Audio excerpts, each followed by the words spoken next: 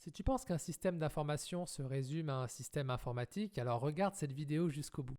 Nous verrons que le système d'information est bien plus que cela, notamment le facteur humain y joue un rôle essentiel. Cette vidéo est d'un niveau facile et ne demande aucun prérequis.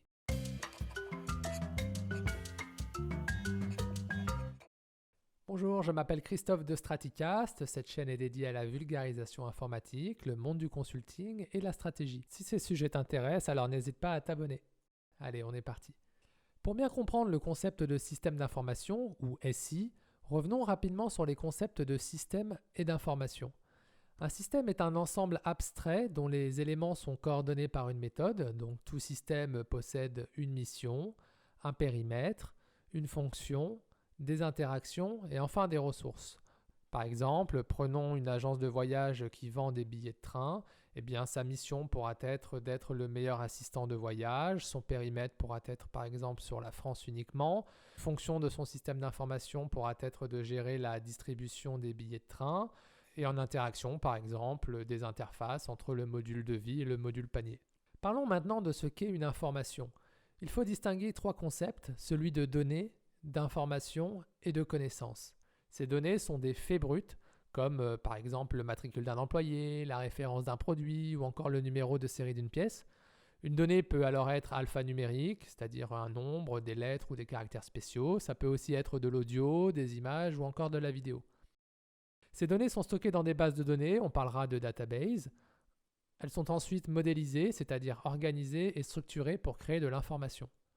L'information est donc la conséquence d'un processus. On y trouvera la liste des clients, la liste des produits ou encore la liste des fournisseurs de matières premières. Pour aller plus loin, les entreprises définissent des liens entre ces informations grâce et pour créer de nouvelles connaissances. La connaissance est donc la prise de conscience et la compréhension d'un ensemble d'informations permettant de générer de la valeur et de prendre des décisions. Par exemple, ici, le produit P est fabriqué à partir de matières premières venant des fournisseurs F1, F2 et F3, et les clients C1, C2 achètent ce produit. Maintenant, il est beaucoup plus simple de définir ce qu'est un système d'information, car on y retrouvera les caractéristiques des concepts de système et d'information. Définissons le système d'information comme un réseau complexe de relations structurées composé d'hommes, de machines et de procédures qui va collecter, traiter, stocker et diffuser des données et des informations, et ce afin de prendre des décisions. Chaque mot est important dans cette définition et j'aimerais revenir sur le concept de décision. Il est essentiel car c'est bien une des finalités d'un système d'information d'aider à la prise de décision. Tout comme n'importe quel autre système, le système d'information aura une mission, un périmètre, des fonctions, des interactions et des ressources.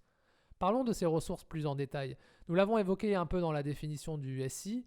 Le SI est composé de personnes, de matériel, de logiciels et de procédures. Allons un peu plus dans le détail. Le SI est composé de personnes, on parle parfois de système social.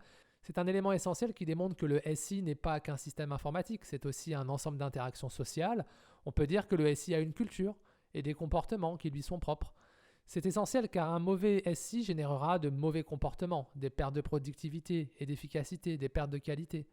Et c'est aussi essentiel car c'est la base pour comprendre comment faire une transformation digitale notamment. Transformer un SI, ce n'est pas juste transformer l'informatique, c'est aussi faire évoluer la culture et les comportements. Donc on parlera très souvent de conduite du changement. Le SI est alors composé de matériel, on parle de hardware, par exemple les serveurs ou les imprimantes. Il est aussi composé de logiciels, on parlera de software, on y retrouvera par exemple ce qu'on appelle les ERP, qui sont des gros systèmes de gestion. En fait, on peut regrouper tout cela sous le concept de technologie de l'information, on parlera d'IT pour Information Technology. Enfin, nous avons parlé de processus et d'interaction. Le SI a donc aussi un ensemble de procédures que l'on retrouvera par exemple au sein des différents métiers, le marketing, les achats, la recherche et développement. Par exemple, on pourra citer le processus de gestion de la commande, le processus d'encaissement, etc.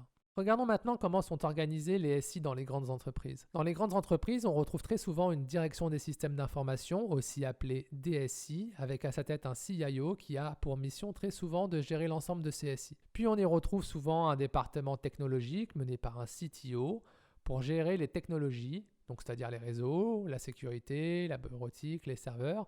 Comme tout système, la DSI a des missions et s'organise autour d'équipes, projets ou produits. Depuis quelques années, des profils moins techniques comme le design thinking, l'architecture d'entreprise, la data rejoignent ces DSI pour favoriser la vision transverse et les interactions au sein du système d'information. Pour terminer cette vidéo, notons que les DSI mettent généralement en place une gouvernance des systèmes d'information qui a pour but de définir quels sont les principaux objectifs du système d'information.